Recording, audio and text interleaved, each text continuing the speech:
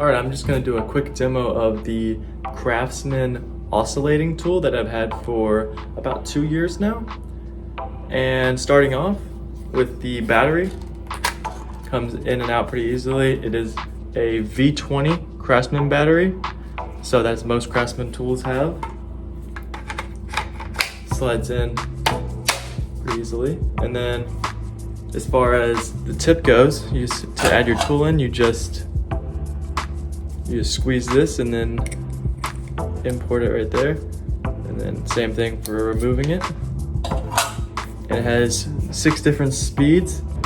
So 1 all the way to 6 right there. And put the tool back on.